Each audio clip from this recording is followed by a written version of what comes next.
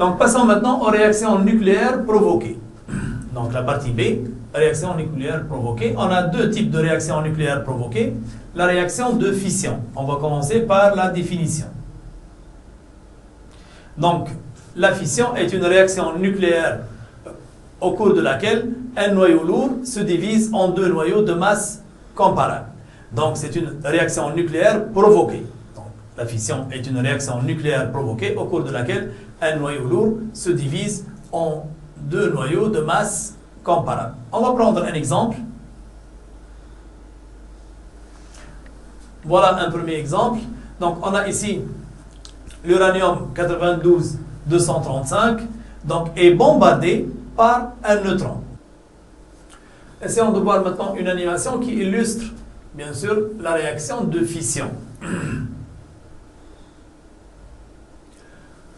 Donc, ici, on a un noyau lourd, et donc ce noyau va recevoir une particule, c'est-à-dire une particule ayant une énergie va bombarder un noyau.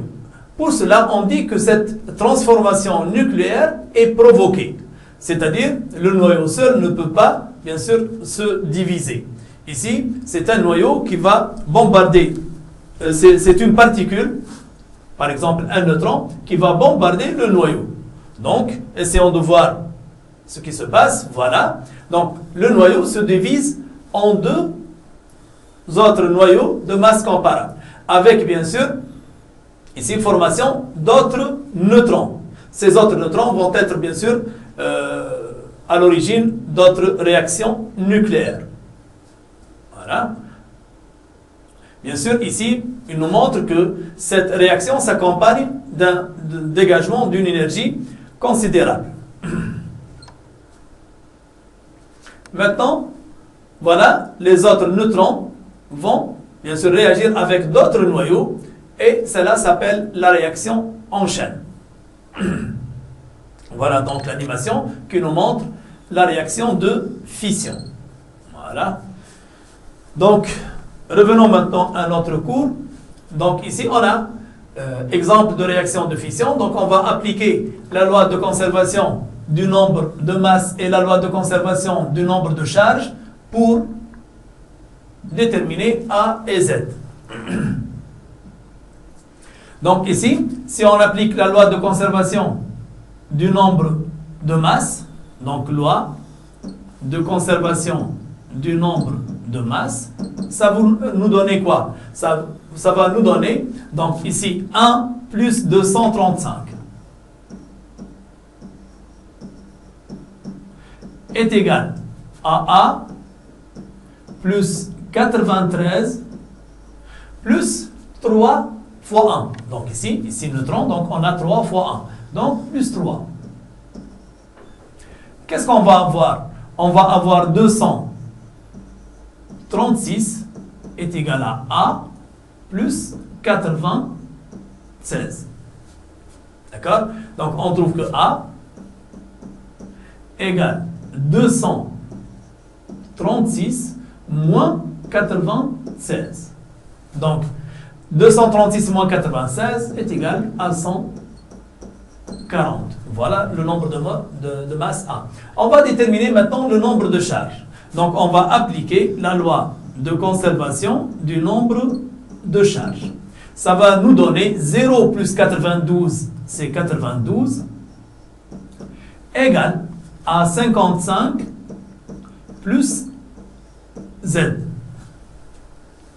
Donc 55 plus Z plus 3 fois 0. Ici c'est 3 fois 0 pour le nombre de charges. Donc on trouve que Z est égal à 92 moins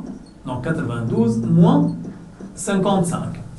Donc 92 moins 55 est égal à 37. Donc Z égale à 37 et A est égal à 140. Passons à l'exemple suivant. Donc ici, loi de conservation du nombre de masses. Ça va nous donner quoi? 235 plus 1, c'est 236, est égal à 94 plus A plus 2. Donc 94 plus A plus 2 fois 1, c'est 2. Donc on trouve que A est égal à 236 moins 96. De même, celle-là nous donne 140. Et pour la loi de conservation du nombre de charges, on va trouver 92 plus 0, c'est 92, est égal à quoi? Est égal à 38 plus Z, plus 2 fois 0, donc c'est 0. Donc on trouve que Z égale à 92 moins 38. Mais 92 moins 38, c'est 54. Pour la troisième équation, de même ici, on va appliquer la loi de conservation du nombre de masse et du nombre de charges. Donc, loi de conservation du nombre de masse va nous donner quoi? Va nous donner 236, 235 plus 1, est égal à 95 plus 138 plus K fois 1, c'est-à-dire plus K. Ici, on va déterminer K. Donc, 95 plus 138, donc on va trouver K égale à 236, mais 95 plus 238, ça va nous donner 233. Donc 95 plus 138, c'est 233. Donc 236 moins 233, donc K est égal à 3. Maintenant, d'après la loi de conservation du nombre de charges, on trouve 0 plus 92, donc c'est 92, égale à 39 plus Z plus 0. Ici, c'est 0. Donc, Z égale à 92 moins 39. Donc, 92 moins 39, c'est 53. C'est 53. Voilà donc l'équilibre des équations données. Énergie libérée lors d'une fission.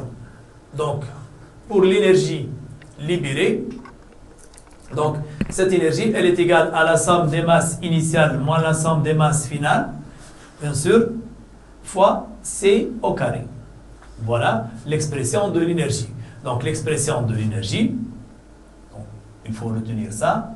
Donc, dans ce cas, l'énergie donc libérée, c'est somme des masses initiales moins la somme des masses finales, bien sûr, fois C au carré. Donc, ici, C, bien sûr, c'est la célérité de la lumière.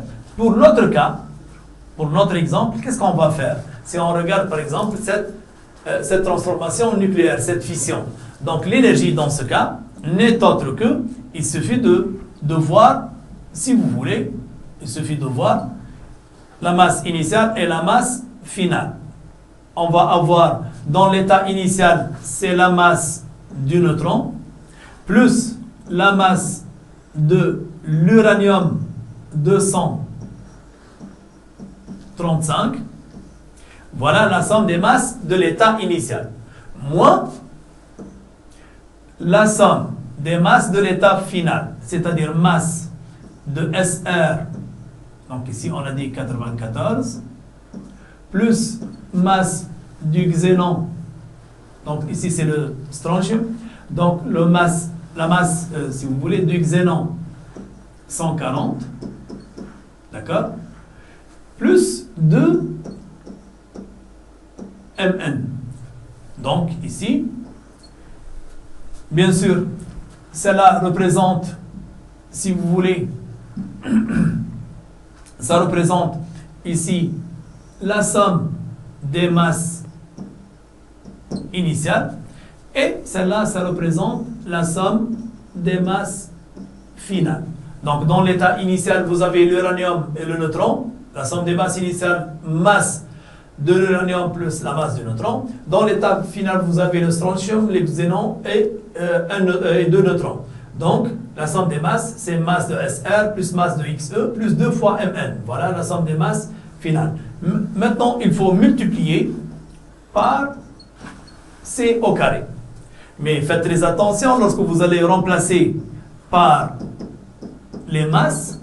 Ces masses sont données en unités, comme on va voir lors de la résolution des exercices, sont données en unités de masse atomique. C'est-à-dire ça va être U fois C carré. Donc, U fois C carré, il faut faire très attention dans ce cas. On a dit que le U fois C carré est égal, donc ce U fois C carré, n'oubliez pas qu'il est égal à 931,5 MeV. Voilà, donc ici, il suffit de remplacer les masses par leur valeur en unité de masse atomique. Et n'oubliez pas d'écrire U fois C carré. Ce U fois C carré est toujours remplacé par 931,5 MeV. Bien sûr, s'il nous donne U en MeV. Si on nous donne U en kilogrammes, donc il suffit de multiplier par 3, 10 puissance 8 au carré. On passe alors à la réaction de fusion. Donc, pour la réaction de fusion, de même, c'est une transformation nucléaire provoquée. C'est une réaction nucléaire provoquée au cours de laquelle des noyaux légers s'unissent pour former un noyau plus lourd. Donc ici, il faut faire très attention lorsqu'on donne la définition. On ne dit pas pour former un noyau lourd. Non, c'est faux. Pour former un noyau plus lourd ou, si vous voulez, moins léger. Plus lourd que les autres. On va essayer de voir maintenant une animation qui nous montre la réaction de fusion. Voilà. Par exemple, le tritium et le deutérium donnent l'hélium et un neutron. Donc, si on revient à notre état, voilà. Donc, essayons de voir ce qui se passe. Donc, noyau de tritium, noyau de deutérium s'unissent pour former un noyau d'hélium plus neutron. Voilà, ici, cette réaction nécessite une température très importante de quelques millions de degrés pour, bien sûr, avoir ou réussir la réaction de fusion. Voilà quelques exemples. Donc, on a le H12, c'est le deutérium. Ici, c'est le tritium.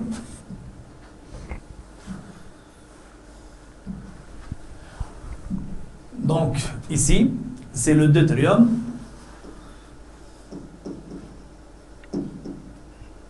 Et celui-là, c'est le tritium.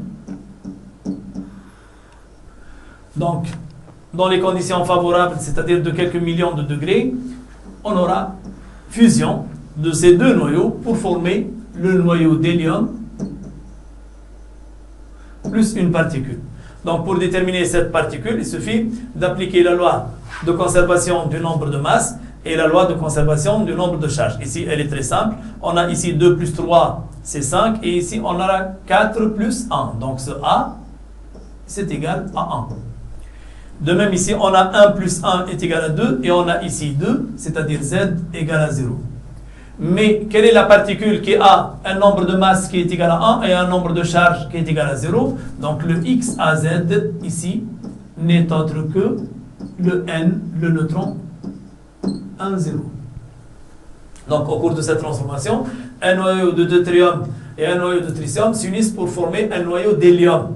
Donc, et bien sûr, avec formation d'un neutron. De même, on peut voir un exemple de la réaction de fusion entre, si vous voulez, un noyau de deutérium et un noyau d'hydrogène pour former un noyau d'hélium de nombre de masse 3. Donc, de même ici, pour l'énergie libérée par la fusion, elle est bien sûr beaucoup plus importante que l'énergie libérée par la fission. Cette énergie libérée, E, égale, comme d'habitude, la somme des masses initiales moins la somme des masses finales fois C au carré. Si on prend cet exemple, pour déterminer l'énergie libérée, on trouve dans l'état initial H12, c'est-à-dire la masse de H12, plus la masse de H11, donc la somme de ces deux masses, moins la somme des masses finales. Or, à l'état final, on a l'hélium 3, c'est-à-dire moins la masse de He 3,2, le tout fois C au carré. Le tout fois C au carré. Voilà l'énergie libérée par la réaction de fusion. Donc, on verra, bien sûr, d'autres astuces, d'autres méthodes de calcul d'énergie, d'autres courbes, dont, bien sûr, dans une autre vidéo. Donc, bon travail, bonne continuation avec Tunischool. On vous souhaite la bonne réussite.